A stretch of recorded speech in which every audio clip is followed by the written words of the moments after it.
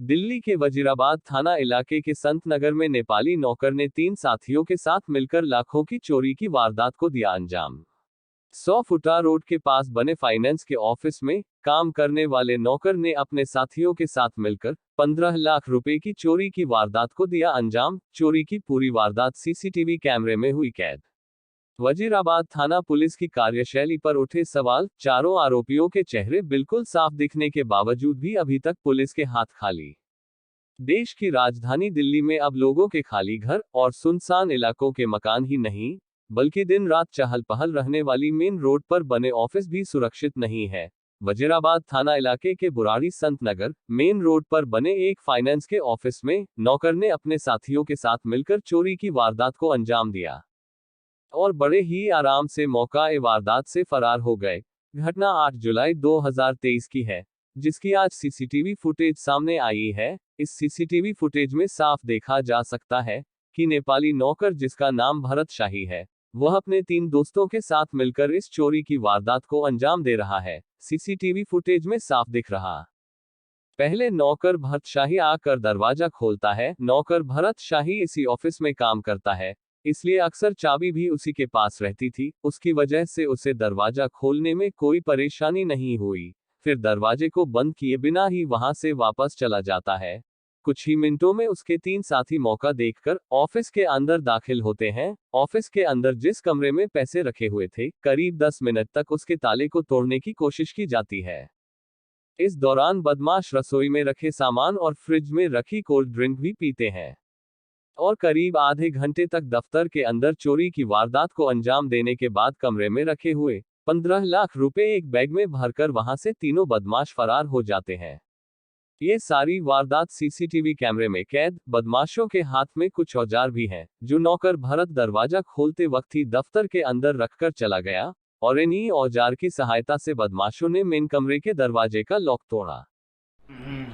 ऐसा है, सुबह उस दिन बारिश हो रही थी। 8 तारीख का सुबह जैसे मैं सो के उठा तो 11 बजे मेरा एक सर्वेंट, दूसरा बंटी नाम का लड़का, वो ऑफिस आया। तो उसने मेरे लड़के को कॉल किया कि भैया यहाँ दरवाज़ा खुला हुआ है और वो नहीं है, और पासबुक और पेपर वगैरह बिखरे पड़े हैं, मेरा जो अंदर का ऑफिस का पर्सनल रूम था। तो उसके बाद हम घर से जैसे यहाँ पहुँचते हैं और देखते हैं कि सारा सामान अंदर के कमरे का स्वस्थ पड़ा हुआ है। और फिर मैंने आधे घंटे के बाद पुलिस को फ़ोन किया। सारा चेक करने के बाद तो पुलिस 2 घंटे के आसपास पुलिस या उसके बाद आया। और जैसे हमने सीसीटीवी फुटेज वगैरह देखी, उसमें सारी क्लियर आया कि 1:40 या 45 मिनट के आसपास मेरा सर्वेंट, जो भारत शाही नाम का 2 महीने पहले मैंने रखा था, उसने आकर के रात को दोनों बाहर के लॉक खोले, जो ये दरवाज़ा है मेरा, और खोल करके और अंदर आके उसने वाईफाई के कैमरे के तार निकाले और डीवीआर निकालने की कोशिश करी, लेकिन निकाल नहीं सका। उसके बाद वो यहाँ से निकल गया। कुछ सामान लेके आया था अपने साथ, औजार छुपा करके, वो भी उसने यहीं पे मैट के नीचे छुपा दिया।